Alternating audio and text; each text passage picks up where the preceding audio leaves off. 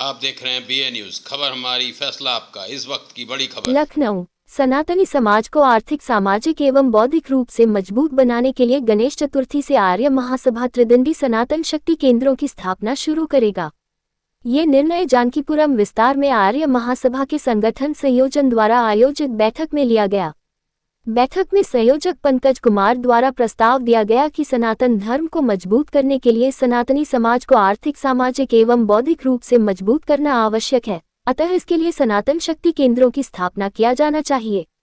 प्रस्ताव पर उपस्थित समस्त पदाधिकारियों, सदस्यों एवं विशेष आमंत्रित सदस्यों द्वारा अपने अपने विचार रखे गए, जिसमें मुख्य रूप से पूर्व महापौर सुरेश चंद्र अवस्थी, आर्य महासभा के प्रदेश अध्यक्ष चंद्रमौली शुक्ला, डॉक्टर अगम दयाल, BN मिश्रा, राजीव गुप्ता, अरविंद नाथ मिश्रा, राम तिवारी, विकास पांडेय, अजय यादव, मंडल अध्यक्ष अनीता तिवारी, मंडल अध्यक्ष कानपुर अभिषेक सिंह, दिव्या शुक्ला, अंकेश सिंह, OP मिश्रा, लक्ष्य जनकल्याण समिति के अध्यक्ष SK बाजपेयी, योगी सेना के राष्ट्रीय अध्यक्ष गौरव वर्मा, मोहित मिश्रा द्वारा सनातन शक्ति केंद्रों को सनातनी समाज की आवश्यकता बताया गया। बैठक में उपस्थित सभी लोगों की सनातन शक्ति केंद्रों की स्थापना के पक्ष में अपनी सहमति प्रदान करने के पश्चात राष्ट्रीय अध्यक्ष ऋषि त्रिवेदी ने बताया कि सनातन शक्ति केंद्रों की स्थापना की शुरुआत गणेश चतुर्थी से कर दी जाएगी और ये सनातन शक्ति केंद्र हर वार्ड स्तर पर क्षेत्र में स्थित मंदिरों में बनाए जाएंगे, जिससे से ज्यादा सनातनी समाज को लाभान्वित करते हुए न सिर्फ एकजुट किया जा सके, बल्कि विभिन्न क्षेत्रों में कार्य करने वालों की सूची भी तैयार की जाएगी। बैठक में प्रदेश अध्यक्ष चंद्रमौली शुक्ला द्वारा अरविंद नाथ मिश्रा को वरिष्ठ उपाध्यक्ष बनाए जाने की घोषणा की गई। बैठक में मुख्य रूप से आर्य महासभा के महामंत्री सुनील कुमार शुक्ला, प्रदेश मंत्री श्रवण कुमार मिश्रा, एडवोकेट, सृजन फाउंडेशन के अध्यक्ष doctor Amit Saxena, Ashok Bajpai, DC Gupta, Kamlesh Verma, Sunil Kumar Singh, doctor Pranav Kumar Mishra, Manish Sahu इत्यादि सहित काफी संख्या में लोगों की उपस्थिति रही। उस पे भेज दीजिए, वो खट से उस क्षेत्र वाइज लिस्ट बन जाएगी और वो लिस्ट बन करके फिर जो हमारा शक्ति केंद्र जहाँ पर भी होगा उस क्षेत्र के नंबर उस क्षेत्र के वहाँ बोर्ड पे आ जाएंगे। तो ऐसे करके हम अपने अपने शक्ति केंद्र स्थापित करते जाएंगे और सशक्त जो है हिंदुओं को करते जाएंगे। जो निम्न वर्ग के लोग हैं उनको हम उठाते जाएंगे। यही लक्ष्य है इसका। इसमें ना कोई राजनीति है, क्योंकि हम राजनीति करने नहीं आए हैं, हम हिंदुओं को संगठित करने आए हैं और संगठित करके उनका विकास करने के लिए ये उद्देश्य है। इस कार्यक्रम के संयोजक हमारे बड़े भाई पंकज तिवारी जी और जो इस संगठन के हमारे राष्ट्रीय अध्यक्ष हैं ऋषि त्रिवेदी जी, इस संगठन के जो प्रदेश अध्यक्ष हैं चंद्रमौली शुक्ला जी, हम लोगों के बड़े भाई श्री आदरणीय सुरेश चंद्र अवस्थी जी, इनका आशीर्वाद और मार्गदर्शन इसलिए हम लोग को समय समय पर मिलता रहता है।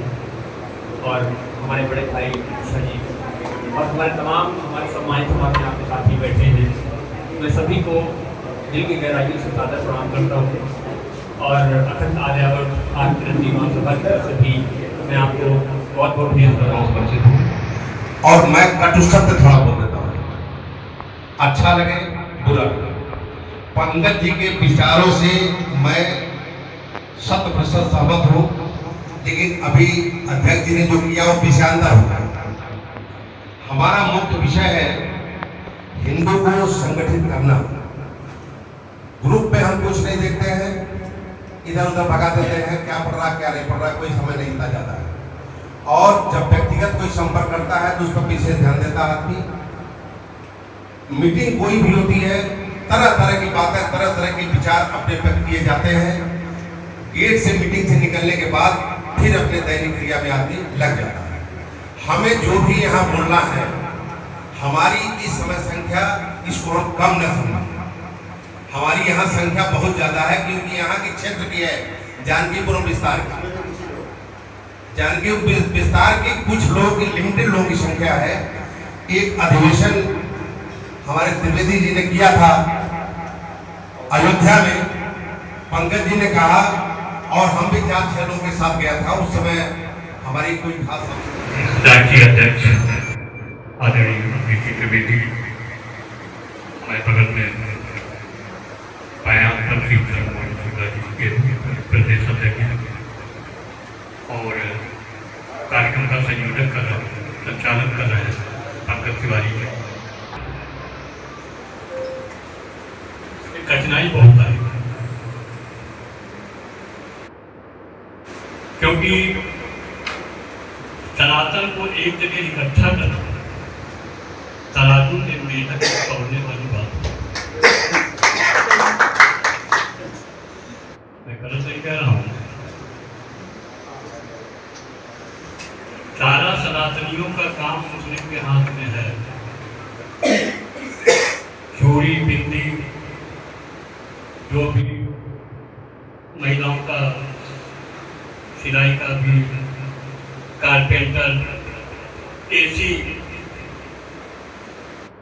अभी एक घटना में बता रहा हूँ। वाइफ ने कहा कि नीचे ऊपर कमरे में एसी लगा हुआ है और एक अभी रेलवे में हमारे सत्संग होता है तो उसमें महिलाओं को गर्मी लगती है, तो हमने चलो। और मिश्रा जी और साथ में हमारे डॉक्टर साहब आदरणीय पीछे बैठे हुए मैडम शुक्ला जी, और कई लोगों से मैं इसमें परिचित नहीं हो पा रहा हूँ, और पीछे बैठे हमारे आदरणीय गुप्ता जी, अमित भाई, सभी लोगों का बहुत बहुत स्वागत सम्मान। 2-3 बातें मैं कहना चाहूँगा, बहुत संक्षिप्त में। किसी भी समाज को, किसी भी कौम को, कौम की समाज होती है, तो इनके जीवित रहने के लिए, सर्वाइव करने के लिए, लंबा चलने के लिए 2-3 बिंदु पे काम करना है। तो 2-3 बिंदु हमारे पास नहीं रहे हमेशा से, बहुत पहले था, हजारों साल से वो बिंदु हमारे पास नहीं है। उन बिंदुओं को हमको काम करना है। क्या क्या मैं कौन करता हूँ? एक होता है आस्था। आस्था हमारे पास भरपूर है। अभी हमारा कुंभ का मेला लगा, 67 करोड़ लोग और पहुंचे, तो आस्था में हमारे पास कोई कमी नहीं। गांव देहात और हम सब शहर में भी सभी आस्था है। हर जगह रुद्राभिषेक हो रहा है, रामायण हो रही है, सब लोग आस्था वहाँ है और हर घर में होती है, चाहे किसी पार्टी का हो, सपा का हो, भाजपा का हो या किसी पार्टी का, कांग्रेस का हो, सबकी पूजा अर्चना। मुसलमान कोई भी ये नहीं कहता है हिंदू क्या कर रहा है क्या नहीं कर रहा है, वो अपना काम करता है। लेकिन हिंदू जरूर ये ध्यान देता है कि मुसलमान क्या कर रहे हैं क्या नहीं कर रहे हैं। लेकिन वो कभी भी किसी हिंदू को आगे बढ़ाने के लिए वो कभी भी कोई आगे नहीं बढ़ता है। मैं लखनऊ से लोकसभा का चुनाव लड़ा हिंदू समाज पार्टी से, कमलेश तिवारी जी का मर्डर हो गया था, मुझे 807 वोट मिले। लेकिन मेरा मुसलमानों ने तो मुझे बहुत ही ध्यान से सुना और देखा और समझा, लेकिन हिंदुओं ने मेरा बहुत भरपूर मजाक उड़ाया, अरे ये कहाँ आएंगे और ये क्या लड़ेंगे। तो खैर उससे बहुत से लोग थे, जानने वाले भी थे, सबने मजाक उड़ाया मुझे करे, लेकिन मैंने ये ठान रखा मैं इलेक्शन लड़ूंगा। तो मैं लड़ा, मुझे 807 वोट मिले। मैं इस चीज़ पर कभी भी ध्यान नहीं देता हूँ, ना ही कभी आप मेरे फेसबुक या इंस्टा में देखिए कि मैंने कभी किसी मुसलमान की बुराई की या कुछ भी किया। मुझे अपने हिंदू और अपने सनातन धर्म से मतलब है, मैं उसका ही केवल प्रचार करता हूँ और मुझे सिर्फ उससे ही मतलब है। और मैं इतनी छोटी सी बात कहूँगा कि उनके बारे में ना बात करके हमारे सनातन और हमारे हिंदू भाई बहनों को कैसे आगे मजबूती से बढ़ाया जाए, कैसे क्या काम किया जाए, उन सब चीज़ों को थोड़ा सा देखा जाए, आर्थिक मदद कैसे हम सबको मिल सकती है वो दिया जाए। और मैं सभी हिंदुओं के साथ में 365 × 24 घंटे तन मन धन और वित्त गन के साथ में परमानेंट खड़ा रहता हूँ। और ये मुझे मेरे साथ में ये बोल के नहीं जा रहा हूँ कि पहले इस्तेमाल करें और फिर विश्वास करें, पहले मेरा टेस्ट ले लें उसके बाद। पलाश और कोई और नाम था उनका, उन्होंने बताया कि उनके बाबा जो थे वो ये थे, उसने आधार कार्ड दिया, सब दिया, और उसकी जांच जब शुरू हुई तो पता चला कि 2002 में जिनका नाम उन्होंने दिया था उनके 2 ही लड़के थे, जबकि वो 4 लड़के बने बैठे थे। यानी बाप बना हुआ है कि उन्होंने हिंदू को एक बनाया, बाप अपना परदादा को। उसके बाद आगे की 2 पीढ़ी उनके साथ चलती गई। आपने देखा होगा बंगाल की घटना है, और उसमें तब ये पता चला जा करके अंत में कि वो असल में कोई बांग्लादेशी मुसलमान था जिसने यहाँ आया, घूसखोरी देकर के आधार कार्ड बनवाया। तो उसने मान लीजिए कि हम आज हैं और हमारे 2 बच्चे हैं और कोई 2 लोग आ जाए कि पंकज तिवारी हमारे बाप है, और वो जाकर के कलकत्ता में या दिल्ली में कहीं वो आधार कार्ड बनवा ले, तो वो रजिस्टर्ड में हम उनके बाप दिखने लगे उनको। जब वो जांच की जाएगी तो कहेंगे हाँ पंकज कुमार के, इनके बाप पंकज कुमार ने कहा पता करो, तो पाया जाएगा पंकज कुमार है। लेकिन जब आप पंकज कुमार का जब देखेंगे तब आपको दिखेगा इनके 2 लड़के 4 कहाँ से आए, तब वो पकड़ा गया। तो ये जो हमारे बीच में जो सुनियोजित षड्यंत्र है, जिसकी हम आकलन भी नहीं कर सकते कि इस स्तर तक का हो चुका है, इतना जहर हो चुका है। जिनको हम हिंदू बोल रहे हैं दरअसल वो हिंदू है ही नहीं, वो कन्वर्टेड मुसलमान है जिन्होंने हिंदुओं का भेष धारण कर रखा है सामने वाले। ऐसे लोगों को चिन्हित करना, और ये बहुत अभी कल की मैंने न्यूज देखी है ये, और वो 2 लोग हैं उन्होंने बाप हिंदू को बनाया हुआ, जबकि उसका 2 बेटे थे, 4 बेटे होगा उसके, उस आबुद्दीन से वो हिंदू बन गया फट से, और वो जिहादी करता रहा उसी के बाद पिछले 15 साल तक। आप लोग जुड़ेंगे, हर व्यक्ति दिल से जुड़िए और हमारे राष्ट्रीय अध्यक्ष ऋषि जी के साथ जुड़ करके आगे आइए। और ये नहीं कि आप लोग आज हमारे साथ हैं और कल पीछे हो रहे, पीछे मत होइए, बढ़िए, डरने के हम हिंदू हैं और हिंदुओं को आगे बढ़ना जरूरी है। आप देखिए मुस्लिम कौम को मत देखिए कि हम मुस्लिम को देख रहे हैं, हम अपने, जैसे आपने बताया कि हमारे यहाँ कोई एसी ठीक करने के लिए नहीं है, एसी आप अपने एक व्यक्ति, 3 भाइयों में से एक व्यक्ति को आप करिए और उसको हिंदू बनाइए। हिंदू में आप उसको स्वच्छता में आप उसको एसी के लिए उसको खड़ा करिए, बनवाइए, उसको ठीक करवाइए, उसको ट्रेनिंग दीजिए, उस व्यक्ति को आप हिंदू उसमें जोड़ करके आप हिंदू के लिए उसको आगे खड़ा करिए। और खड़ा करने के बाद आप इसी तरह अपने हर व्यक्ति को अपनी उसमें एक कार्य दीजिए, कार्य देने में उसका सपोर्ट करिए, सहयोग करिए, और उसी प्रकार तभी आप ये मत देखिए कि हम मुस्लिम क्या करा, हमारे भाई खुद ही नहीं करना चाहते हैं कि हम बाल बनाए, हम एसी ठीक करें, हमारी हिंदू में ये खुद कमी है। इसलिए हमें खुद अपना देखना है, अपने ही भाइयों को एक मिलकर के खड़ा करना है, तभी हम आगे कुछ कर पाएंगे। अपने हिंदू भाइयों के लिए जब जुड़ेंगे तब वो हमारे लिए। तो मैं सभी बंधुओं को एक साथ प्रणाम करता हूँ, क्योंकि हम हिंदुत्व का कार्य कर रहे हैं और उसमें किसी भी दल से मेरा कोई नाता नहीं है। कोई किसी भी दल में हो, लेकिन यदि हिंदू है तो हिंदू महासभा के साथ है, आर्य महासभा के साथ है। और मैं यही उम्मीद लग करके इस कार्यक्रम का आयोजन किया हूँ कि इसका मुख्य उद्देश्य है कि मैं कैसे हिंदुओं को संगठित करूँ। और उसमें जो ये सनातन शक्ति केंद्र है, इसका निर्माण करने का जो उद्देश्य हम लोगों का है, उसका मुख्य उद्देश्य है कि निम्न वर्ग को कैसे हम अपने साथ लेकर के आए, क्योंकि इन्हीं का धर्म परिवर्तन होता है, इन्हीं का जिहाद का शिकार होते हैं। तो इनको हम कैसे अपने साथ जोड़े, जैसे नाई है, बढ़ई है, कुम्हार है, मैकेनिकल है, तो इनको जैसे अभी बात चले, हमारे बगल में राजू जी बैठे हैं, इनकी प्लाई की दुकान है, परी पुस्तक केंद्र की दुकान है। तो ऐसे काफी लोग यहाँ पर हैं जिनसे हम ये डाटा लें कि हमारे पास कौन कौन से कारपेंटर आते हैं, कौन कौन से इलेक्ट्रीशियन आते हैं, उनका एक डाटा कलेक्ट करें। ये टीम का गठन हो, जो टीम हम दुकान जैसे कि विस्तार है, यहाँ पे 8, 10, 20, 25 जो भी दुकानें हैं, कारपेंटर की हैं, प्लाई की हैं, या नाई की हैं, या और जो भी, उनसे पता कर ले कि हाँ इन क्षेत्रों में कौन कौन सी कहाँ पे दुकानें हैं, वहाँ से मुझे डाटा मिल जाएगा। जैसे मेरा खुद का इलेक्ट्रीशियन का इलेक्ट्रॉनिक एजेंसी है, जिसमें बहुत जरूरी है। मेरी प्राइवेट एंड हार्डवेयर की शॉप है, मैं अक्सर बात करता रहता हूँ अपने काउंटर से भी। मैंने देखा है ऐसे हिंदुओं को जो अपना मंदिर जो बनवाते हैं, उसका कारीगर जो मोहम्मदन है, आत्मा को इतनी ठेस पहुँचती है कि गौ खाने वाला आपका मंदिर बना रहा है, उस किस देवता को उसमें बैठाना चाहते हो। मैं बेखौफ होकर उन बंदों को समझाता भी हूँ, इवन वो मेरे क्लाइंट होते हैं, लेकिन मैं अपने मतलब सपोर्ट से उसको कहता हूँ कि तुम अपना कारीगर बदल दो। तो क्या कहता मालूम है कि ये हिंदुओं से सस्ता है।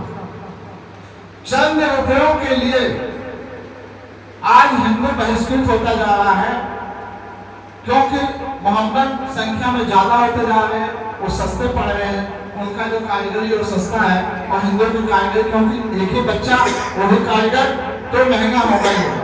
तो निश्चित तौर से अगर बहिष्कृत करना है, चाहते सब लोग हैं, लेकिन हम लोग उस पर चल नहीं पाते।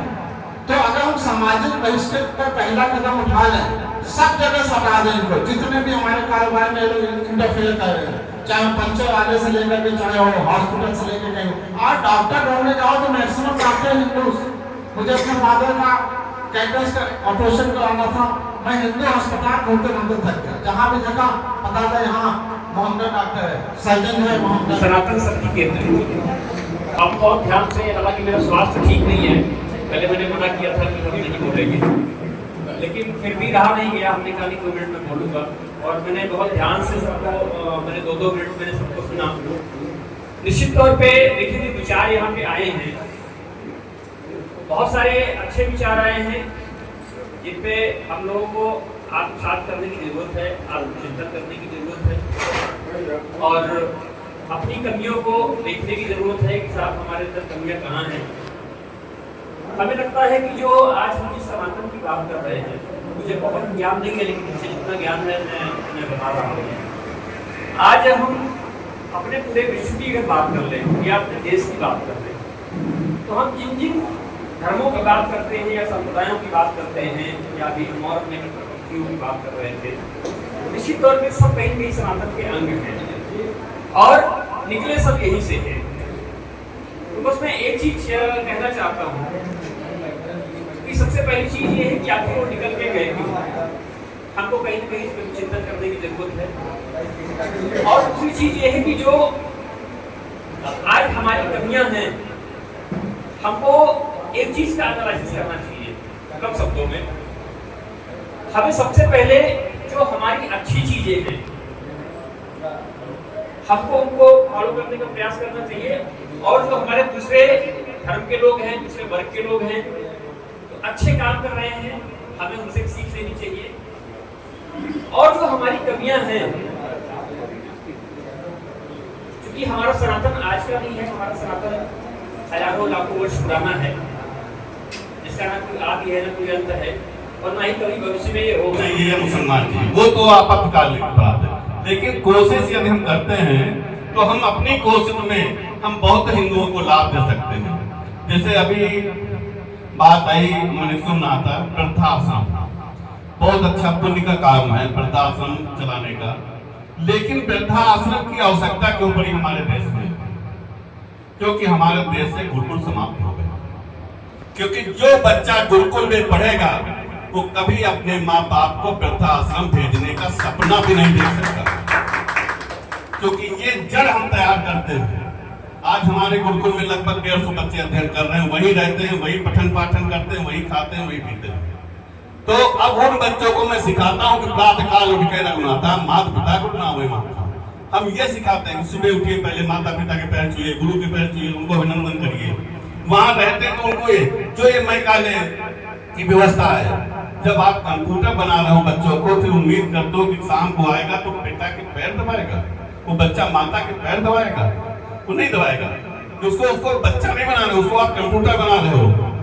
तो जब ये पद्धति पे आप लेकर के आ रहे हो, ये शिक्षा दे रहे हैं, तो फिर वो उम्मीद मत करिए कि नहीं वो शाम को आएगा तो मेरे पिता के पैर दबाएगा, अपने पिता के पैर दबाएगा, अपनी माता के पैर दबाएगा। वो नहीं करेगा, वो डॉक्टर नोट बोल के निकल जाएगा। 2 साल 3 साल अपने छोटे बच्चे को गुरुकुल अवश्य भेजें। मैं गर्व के साथ कह सकता हूँ, पूरे विश्वास के साथ कहता हूँ कि 3 साल भी बच्चा गुरुकुल में रह करके अपने पठन पाठन का अध्ययन कर लिया तो फिर वो अपने कभी माँ बाप की कभी कोई दुर्गति नहीं होगी, कभी वो वृद्धाश्रम नहीं जाएगा। ये गारंटी है उसकी, क्योंकि वो कल्चर, वो संस्कार उसको वहां दिए जाते हैं। वो गीता, वो वहाँ के नैतिक जो हमारे दैनिक कर्म है, वो सब पढ़ाए जाते हैं, सिखाए जाते हैं। तो ये चीजें हैं, जब तक हम संस्कार नहीं देंगे, हम मुझे लगता है कि ये जैसे गुरुकुलों की स्थापना, क्योंकि बाबा ने भी, योगी जी ने भी काफी गुरुकुलों पे प्रकाश डाला है, बढ़ावा दिया है, ऐसे करते रहेंगे तो मुझे लगता है बहुत जल्द हमारे गुरुकुल बढ़ते जाएंगे और ये वृद्धाश्रम की संख्या चलाया जा रहा है। सनातन शक्ति केंद्र की स्थापना और उससे सनातनियों को जोड़ना, उसका मुख्य उद्देश्य ये है कि जो समृद्ध सनातनी, देखिए ऊपर लाइन दी गई है, जो नए जितने भी बाद में आए हैं, सशक्त सनातन मजबूत राष्ट्र। समृद्ध सनातनी का मतलब है कि कोई भी सनातनी, जो भी हमारा हिंदू भाई बहन है, जो भी सनातन में आस्था रखता है, उसको आर्थिक, सामाजिक और बौद्धिक रूप से मजबूत बनाना। उसके लिए हमें एक ऐसे स्थान का चयन करना जहां से मुस्लिम तक पहुंच सके, वो आसानी से पहुंच सके। उसमें प्राथमिकता के तौर पे हर वार्ड स्तर पर हमें हर मंदिर में नहीं जाना है, किसी एक मंदिर में ऐसी जगह चुनना है जहां पर कम से कम 500-700 लोगों की बैठकी हो पाए और वहां से उस पूरे क्षेत्र, उस पूरे वार्ड को जोड़ा जा सके और उस वार्ड में रहने वाला प्रत्येक सनातनी, चाहे वो कोई भी कारीगर हो, वहां पर कनेक्ट हो, उसका डिटेल विवरण उपलब्ध हो, जिससे हमारे सनातन समाज में से किसी भी व्यक्ति को अगर कोई जरूरत है तो उस मंदिर या उस सनातनी शक्ति केंद्र में संपर्क करके उसका हल निकाल ले। चाहे खुशी हो, चाहे गम हो, वो सनातनी शक्ति केंद्र हमारे सनातनी भाइयों के साथ सदैव खड़ा है। तो आज का मुख्य उद्देश्य सनातनी सनातन शक्ति केंद्र की स्थापना को लेके है। हम चाहेंगे कि हम समस्याओं को करीब करीब हमें से सभी जानते होंगे। आज हम इस बात पे बात करें कि हम अपना योगदान सनातन शक्ति केंद्र को बनाने में कैसे कर सकते हैं और कहाँ खोल सकते हैं। कृपया हमें एक टाइम निर्धारित करके बता देंगे तो हम आपके साथ रहेंगे, हमारी टीम पूरी आपके साथ में रहेगी। कहीं पे अगर किसी पुरोहित से बात करनी है, किसी अध्यक्ष से बात करनी है, किसी हिंदूवादी नेता से बात करनी है कि हम इस कॉन्सेप्ट को समझा सके। आज ये पहली शुरुआती बैठक है सनातनी केंद्र को स्थापना करने को लेकर। हमारा लक्ष्य अगले दिसंबर में कम से कम 50 सनातन केंद्र के अध्यक्षों की बैठक उन सनातनी केंद्र के प्रभारियों के साथ कई अच्छी जगह करने का है। हमें पूरा उम्मीद है कि यहाँ से जो मसाज जल रही है वो आप तक पहुँच रही होगी। आप लोग विभिन्न जगहों से आए हैं। आज बैठक में सिर्फ इतना बताएं आप लोग कि सनातन शक्ति केंद्र से आप सहमत हैं या नहीं, नंबर 1। नंबर 2, अगर सहमत हैं तो उसमें उसको खोलने के लिए आप यदि इस संगठन का कोई सहयोग कर सकते हैं कि बताएं कि हाँ हम सहयोग कर सकते हैं। आप हमसे मिलिएगा तो वो मीटिंग की बात नहीं है, हम बाद में मिल लेंगे और आपके साथ चलेंगे, उस मंदिर में मिलेंगे, उस पुजारी से मिलेंगे, उसको समझाएंगे। तो बेहतर है कि हम इस बात पर रहें कि समाधान क्या है और उसके सोल्यूशन पे आगे बढ़ें। धन्यवाद। इनको हम एक भी प्लॉट नहीं देंगे, चाहे ये हमको जो भी 20 लाख रुपए दें या 25 दें या 30 दें, हम इनको एक भी प्लॉट नहीं देंगे। तो उसकी बात हमको उसी समय इतनी ज़्यादा हिट की कि आज की डेट में चाहे पर्वतपुर गांव हो गया, महिपतपुर गांव हो गया, भवानीपुर हमारा खुद का गांव है, जो एरिया है उस एरिया में मुश्किल से उस पूरे एरिया में 10% भी नहीं 5% लोग होंगे जो किराए पर रह रहे हैं। मीन्स वहाँ पर कोई रहायशी किसी को दे नहीं रहा।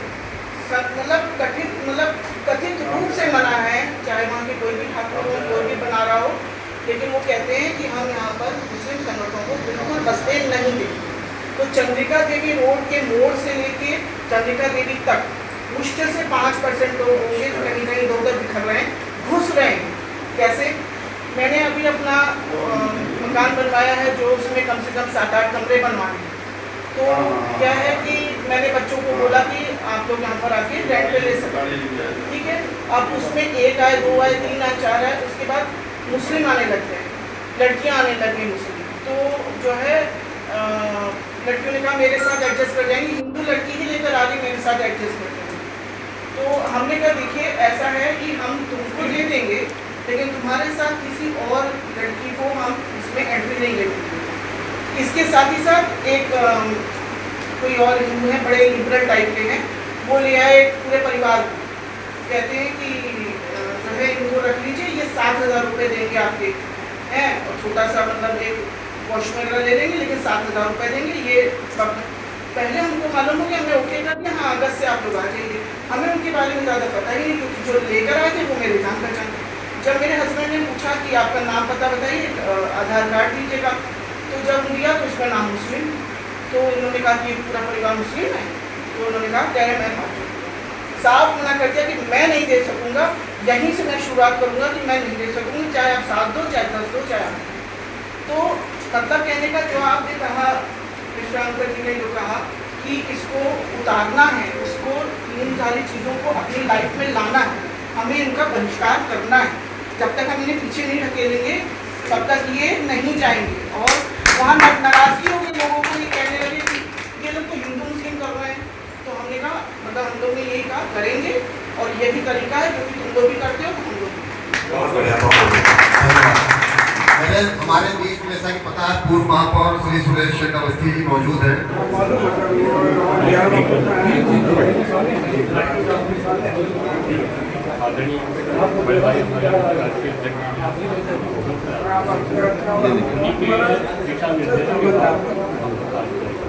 आज जो पहली बैठक और जैसा भी होगा आगे हम सर शक्ति केंद्र से आपको कैसा लगता है कि लगभग उत्तर प्रदेश में शक्ति केंद्र किस लिए बनाए जा रहे हैं, क्या कारण क्या है? अभी तो हम लखनऊ के लोकल ही और जैसे जैसे हमारा विस्तार होता जाएगा हम आगे बढ़ता जाएगा। द्वारा आज जो बैठक जो है यहाँ पर बुलाई गई थी, अपना परिचय देते हुए क्या कहना चाहेंगे, या हिंदू को जोड़ने के लिए सभी हिंदू संगठन यहाँ पे इकट्ठे हुए थे, बहुत सारे हिंदू के जो जुड़े हैं वो आए थे, क्या कहना चाहेंगे? देखिए, वर्तमान समय की यदि हम लोग स्थितियाँ देखें तो उसको देखते हुए बहुत ही आवश्यक हो गई ये चीज़ें कि कहीं ना कहीं हम लोगों को जातिवाद से उठकर एक हिंदू राष्ट्र का, जैसा कि हम लोग पहले भी कल्पना रही है, उसी प्रकार से सबको एक साथ जुड़ के आना होगा आगे। और आगे की चीज़ों को देखते हुए जो परिस्थितियाँ बनी हुई हैं उसमें जब तक हम लोग एक नहीं रहेंगे तब तक आगे की परिस्थितियाँ और भी कठिन होती चली जाएंगी। तो उसी संदर्भ में यहाँ पर आज एक बैठक का आर्य महासभा श्री जी के द्वारा आयोजन किया गया था, जिसमें कि हम लोगों ने सभी लोगों ने यही एक समान तौर से सभी लोगों ने हम लोगों ने एक दृढ़ संकल्प लिया है कि हम लोग सनातन सांस्कृतिक केंद्र का भी हम लोग खोलने का प्रयास करेंगे और प्रयास करेंगे जल्द से जल्द खोले जाएंगे, ताकि उनके माध्यम से हम लोग सनातन की चीज़ों को आगे बढ़ा सकें और अपने हिंदुत्व के जितनी भी हम लोगों की जो चीज़ें विलुप्त होती चली जा रही हैं उनको हम लोग ज़्यादा से ज़्यादा लोगों तक आगे पहुँचाने का प्रयास करें। जैसा कि मतलब कि अभी आज जो बैठक में ये भी मतलब कुछ लोगों ने बोला कि जो बहुत सारे मंदिर हैं जहाँ पे हिंदू ज़्यादातर आते हैं, पूजा पाठ से जुड़े हुए हैं, सनातन से जुड़े हुए हैं, तो उनको अगर वहाँ पे बहुत सारे लोगों को जोड़ा जा सकता है, मिल करके उनसे बात की जा सकती है, या वहाँ पे कुछ इस तरह से जो है हिंदुत्व के जो कार्यक्रम, सांस्कृतिक कार्यक्रम है वो रखे जा सकते हैं। उसका कारण क्या है कि जब हम लोग मंदिर में जाते हैं ना तो हम लोग के अंदर एक अलग वाइब्रेशंस चल रही होती हैं, वहाँ पर हम लोग के अंदर एक अध्यात्म, धार्मिक प्रवृत्ति, वो सारी चीज़ें ज़्यादा चल रही होती है। तो वो ज़्यादा अच्छा रहता है कि उसी माहौल में जब बात की जाए। अब आप कहीं पर कोई किसी और प्रोग्राम में गया हुआ है, वहाँ पर हम बात करेंगे तो माइंड उसमें डाइवर्ट होता है, लेकिन जब आप मंदिर में जाती हैं तो आप बिल्कुल उसे श्रद्धा से गए हुए होते हैं, तो वहाँ पर जब वो चीज़ें बताई जाती हैं, समझाई जाती है तो जल्दी समझ में आती है और लोग ज़्यादा से ज़्यादा जुड़ते हैं। इसीलिए हम लोगों ने मंदिरों का चयन किया है कि हम लोग इस प्रकार की चर्चाएँ मंदिरों में करेंगे ताकि ज़्यादा से ज़्यादा लोगों को जल्द से जल्द जोड़ा जा सके। आर्य महासभा के बहुत सारे कार्यक्रम होते रहते हैं, तो उसमें बहुत सारे कार्यक्रम में आप आमंत्रित भी रहते होंगे। आज आपका ये स्थान जो है आपने दिया है, तो एक हिंदुत्व के एक सनातन से जुड़े होने के कारण दिया हो, तो उसके लिए क्या कहना चाहेंगे आप?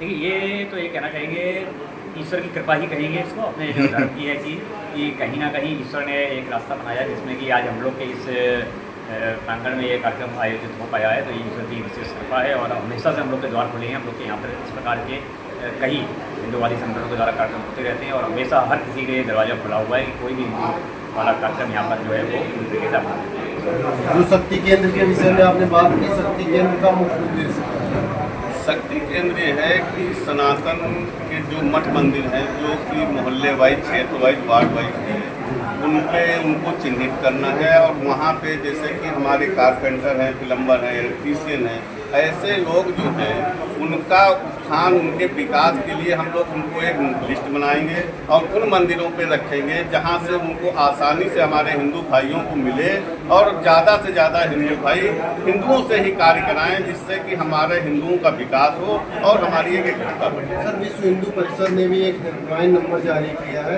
क्या हिंदू महासभा भी उसका जो है हेल्पलाइन नंबर जारी करेगा उस तरीके के? अभी हम लोगों का ऐसा कोई प्लान नहीं है, सभी संगठन है हिंदुत्व के लिए कार्य कर रहे हैं। हम लोगों का जो सनातन शक्ति केंद्र है उसको हम लोग माध्यम बना रहे हैं, उस माध्यम से हिंदुओं को संगठित करने का और जो निम्न वर्ग के लोग हैं, जो बड़े हैं, कुम्हार हैं, कारपेंटर है, प्लम्बर है, मैकेनिकल हैं, उनको कैसे एक साथ किया जाए और कैसे उनका विकास हो, कैसे उनके तक हम लोगों को कार्य पहुँचे, क्योंकि हम लोग मजबूर होते हैं कि हम जानते ही नहीं कि कोई मुसलमान आ रहा है, कोई कुछ आ रहा है, तो हम उनको काम देते हैं, क्यों ना हमारे सनातनियों को कार्य मिले, इसलिए एक लक्ष्य रखा गया है। उत्तर प्रदेश में कितने शक्ति केंद्र खोले जाएंगे? ये तो अभी लक्ष्य नहीं है, लेकिन हम वार्ड वाइज खोलने का विचार है, ग्राम वाइज खोलने का विचार है, इस पे हम लोग काम कर रहे हैं और जैसे जैसे हमारी संख्या बढ़ती जाएगी हम अपने आप उसका विस्तार करेंगे। क्या शक्ति केंद्र पे कोई प्रभारी भी नियुक्त किया जाए? जो भी मंदिर का पुजारी है, जो भी वहाँ पर व्यवस्थापक है, वही वहाँ का शक्ति केंद्र का मुख्य पुरोहित होगा, मुख्य अभिभावक होगा, उसी के, क्योंकि वहाँ पे कोई कार्य नहीं होना, केवल वहाँ पे आप मंदिर गए, नमन किया, बोले पंडित जी कोई पंडित बता दीजिए क्योंकि मुझे वो भागवत कथा करानी है, मुझे कोई कर्मकांड कराना है, मुझे कारपेंटर की जरूरत। तो मंदिर एक ऐसी चीज़ है यहाँ पे हर आदमी जाता है, इसके बहाने भी मंदिर जाएगा। आप लोग चैनल के माध्यम से भी बताना चाहूँगा कि आप देख रहे होंगे, हमारा कम से कम 1 से 1.5 साल हो गया, निरंतर प्रत्येक मंगलवार को हनुमान चालीसा का पाठ किसी न किसी मंदिर पे होता है। उसका भी यही उद्देश्य है कि जैसे प्रत्येक शुक्रवार को दिन में 5 बार मुसलमान नमाज पढ़ता है, उसके बाद भी शुक्रवार को उनकी स्पेशल नमाज होती है। नमाज नहीं होती, वो शक्ति प्रदर्शन होता है। वैसे ही हम दिन में घर में रोज पूजा पाठ करते हैं, लेकिन प्रत्येक मंगलवार को घर से निकलने के बाद तुरंत मंदिर जा करके 2 मिनट 5 मिनट लगता है हनुमान चालीसा का पाठ करें। उसके बाद अपने ड्यूटी पे जाएं, अपने खेत पे जाएं, अपने गंतव्य को जाएं, जिससे कि हमको भी लगे कि हाँ सनातन संगठित हो रहा है, एकत्रित हो रहा है। और जब मंदिर जाएगा तो वहाँ पे आपको डाटा भी मिलेगा, हर चीज मिलेगी कि हम किससे काम कर रहे हैं। शक्ति केंद्र पे जो लिस्ट तैयार की जाएगी उसकी क्या